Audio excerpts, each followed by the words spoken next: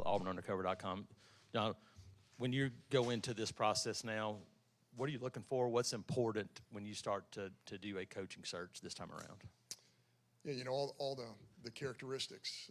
Somebody with an edge, somebody who's highly competitive.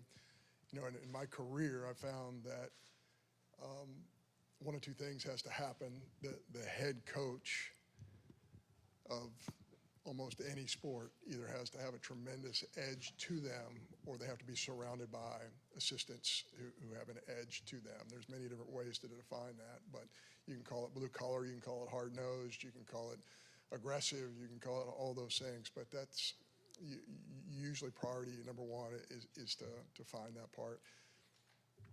Then intelligent, strategic, forward thinking, I mean, all those things matter. And at this level of college football, you're obviously going to have somebody who has a track record in all these areas, and you're going to look into that track record with the utmost seriousness.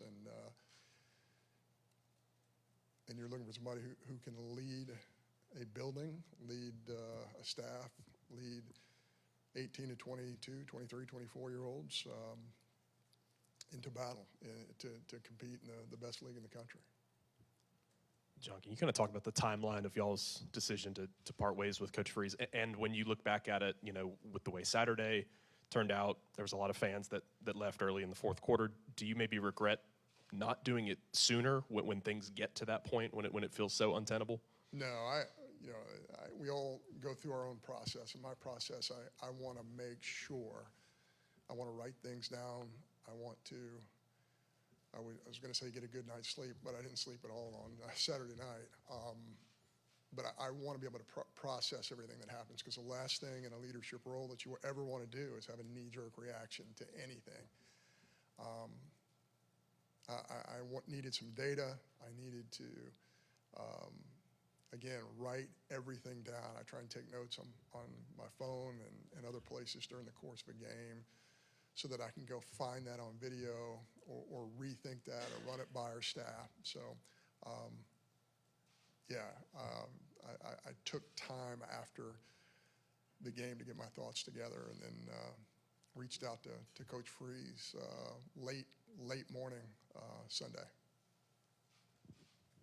John, before you guys made this decision, there was a lot of talk about, you know, Penn State and LSU and Florida, a lot of these other schools already in the market and how crowded it was going to be. Obviously, you guys think that you can be competitive in a market like that. Why do you think that Auburn can be a place that can, you know, attract a top candidate, knowing that there's going to be a lot of competition for that in this cycle?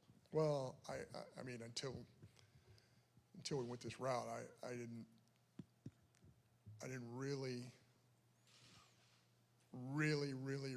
deep dive every single day into the marketplace, but I think we have the best job out there. We have the best fans. We have 19 sellouts in a row. And when you consider what Auburn football has been through, that is incredible. That's a testimony to who our fans are. I'm deeply appreciative of them. I know our whole staff is. I know our student athletes are. I know our entire administration are deeply indebted to our fans who have been patient. And the reality is it's no longer time to be patient. It's time to act, and it's time for us to make a jump. It's time for Auburn to make a jump. Our fans deserve that. And I want that to happen as quickly as possible.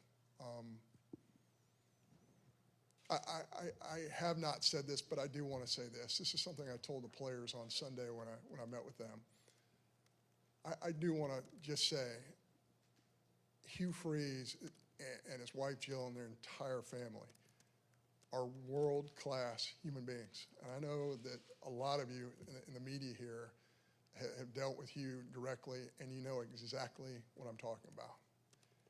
And that makes these decisions even more difficult. But he is a special man. I will always have a relationship with him, and he did some positive things in his 3 years. Probably the most notable is the incredible upgrade in talent that we have on the field. And I think that's one of the most frustrating things for me right now is if you look at both sides of the ball, you're looking at guys who are going to play in the NFL one day. You're looking at guys who have skill And obviously defensively, we've been outstanding. I think we have one of the elite defenses in the country, but offensively, that has been a real struggle. And we have talented young people on that side of the football. So that has been extremely frustrating and one of the reasons we had to act.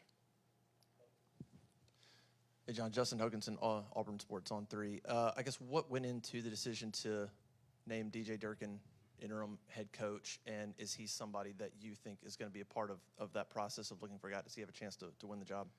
Yeah, I think DJ has done an incredible job with our defense. And it when you're at practice, when you watch him coach in game, it's pretty evident that he does have an edge. He's somebody with incredible energy. He's somebody that the players, student athletes relate to. He's somebody who has strategic vision.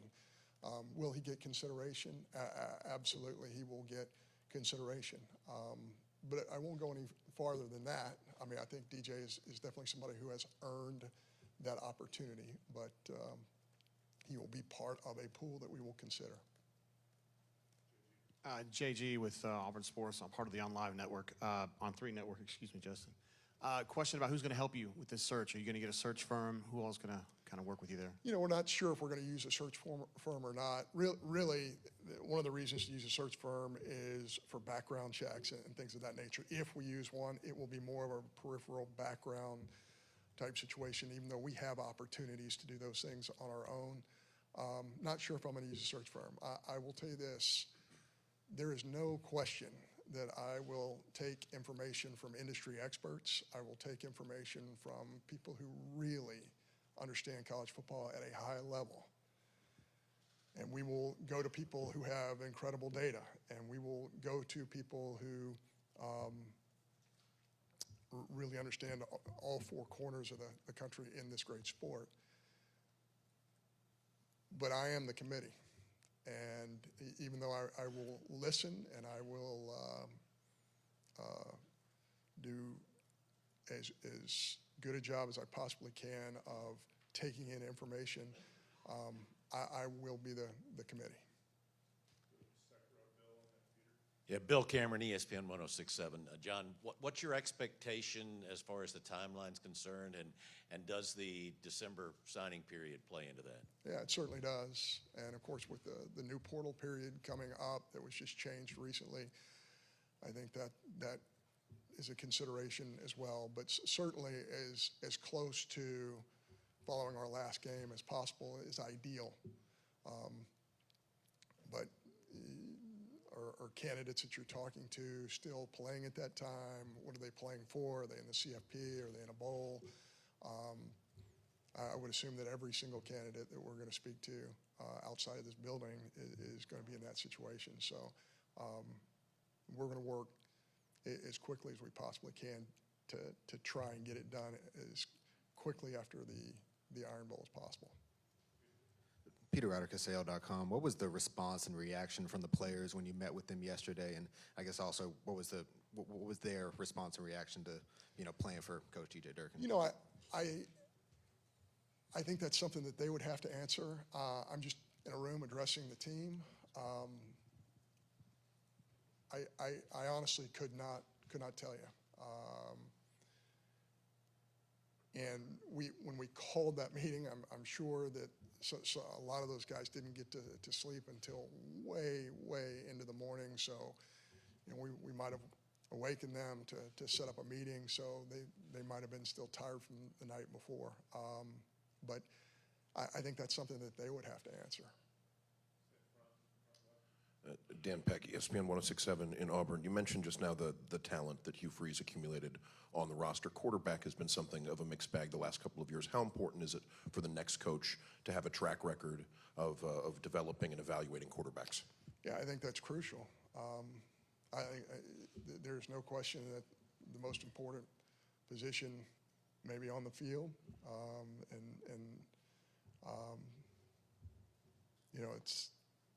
it's critically important.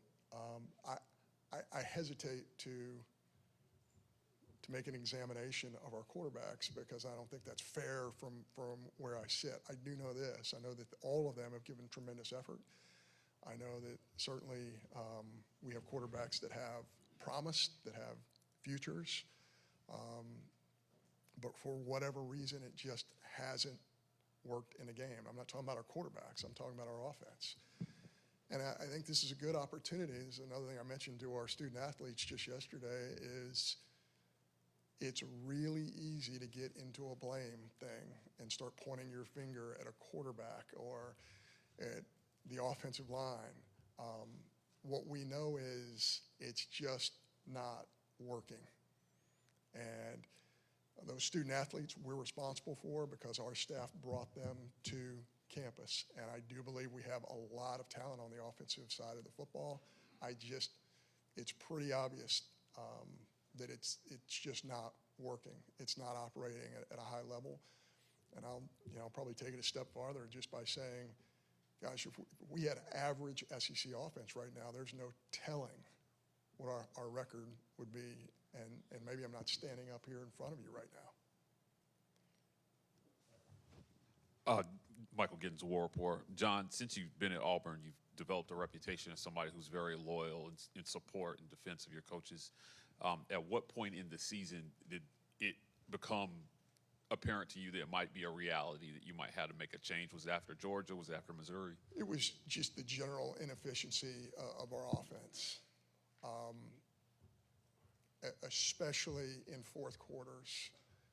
I think you find out a lot about your team and when you watch a fourth quarter offense. Are they going to attack the game and say, we're down a score, we're going to get this done?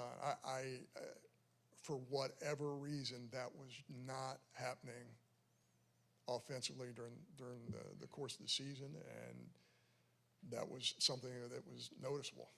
Everybody in this room noticed that, and that's something that's got to change, and it's got to change quickly. Jeff Shear, AuburnTigers.com.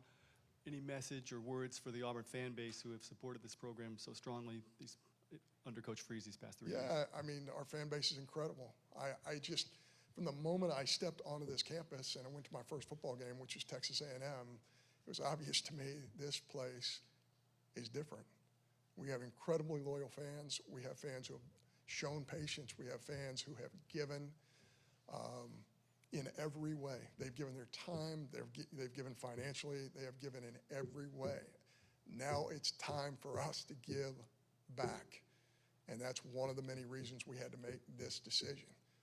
It's time for this football program to give back to this fan base. They deserve it. And I'm going to spend every minute of every day that I'm awake trying to give our fans exactly what they deserve, which is the best. And that's the direction we're going to go. Johnny Condon, ABC 3340 Sports in Birmingham. John, 4 coaches in 7 years. Obviously, you're not responsible for all of them, but for the boosters, the powers that be, are you going to be able to push back against some of those voices and not fall victim to groupthink when it comes to making a decision because it hasn't worked here for a handful of years now? Yeah, I'm really glad you asked that question because that's a little bit of a mystery to me. I've heard all these myths about things like donors at Auburn or board of trustee members or administrators or power brokers in the Auburn family. That has not been my experience in 3 years. Not one time have I had a donor or a board member or anybody else who helps guide this great university come to me and say, you need to hire this person, you need to terminate this person, you need to do this, you need to, I mean, certainly you get comments, hey, the hot dogs weren't very, I mean, you will get that type of commentary, but that has not been my experience. And I think that's one of those things that might have been created by other schools in the state of Alabama. That myth is not reality. We're in a tough spot right now. We're going to get to the other side of it. We're going to give our fans what they absolutely deserve, but we're not going to live in a world of myths because what you just described, and I appreciate the question, just doesn't exist.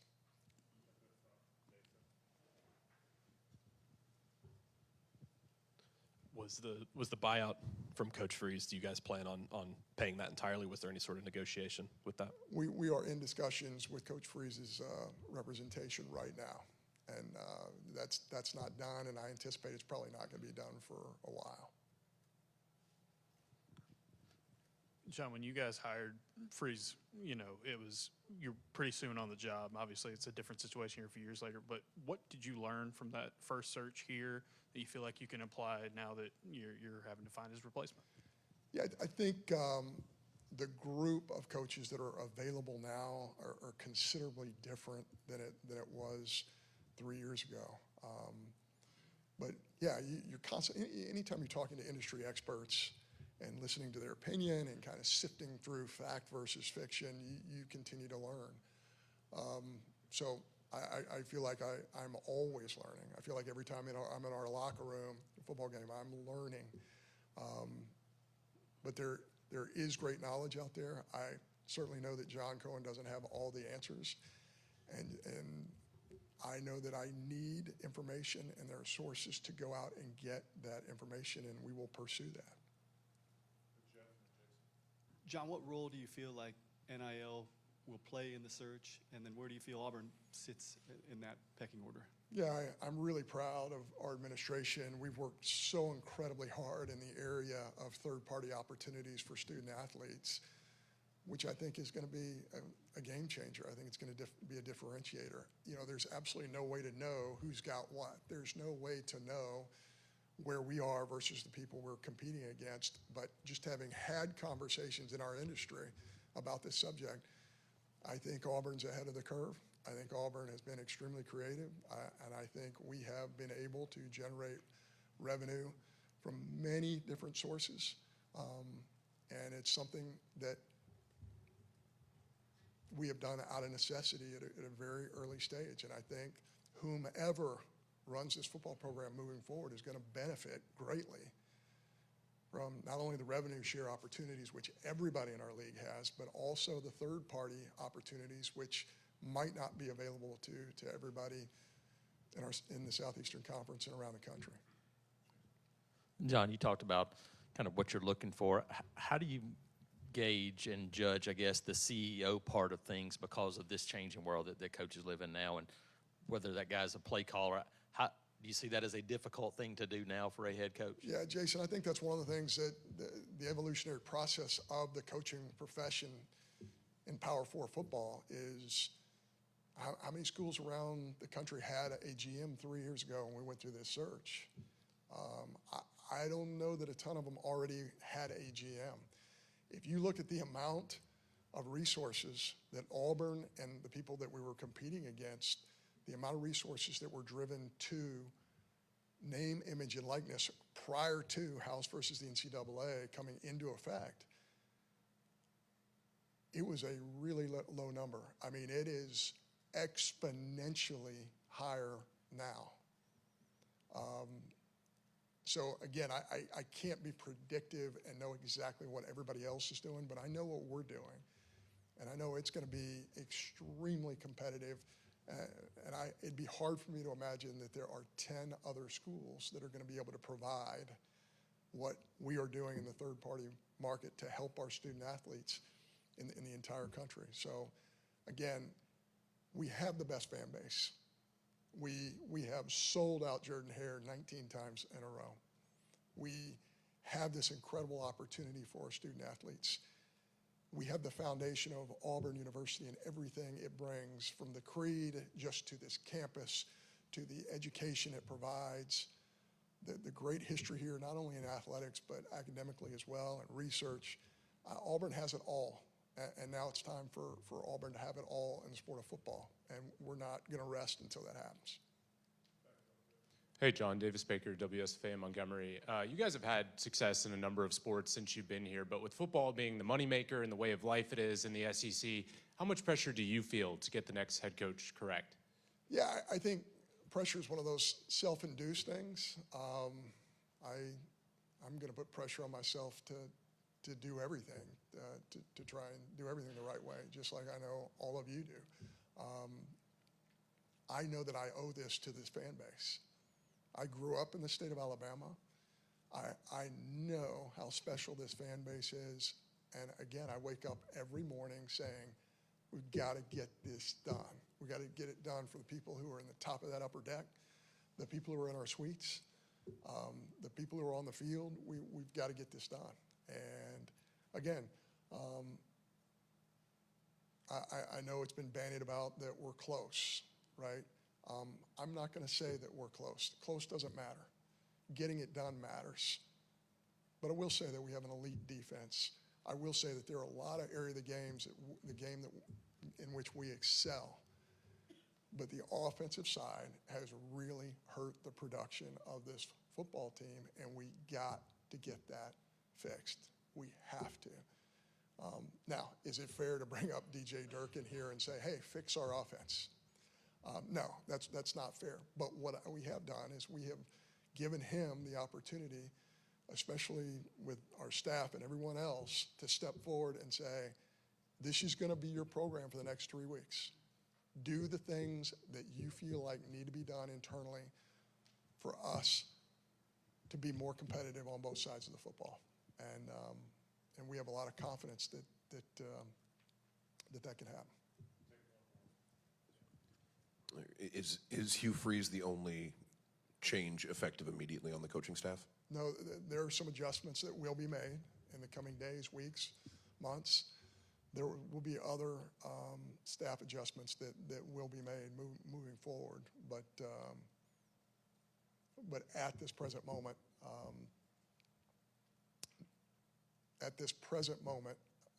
I believe there have been a couple of staff moves made, but there will be more coming. Yes, sir. Thank you.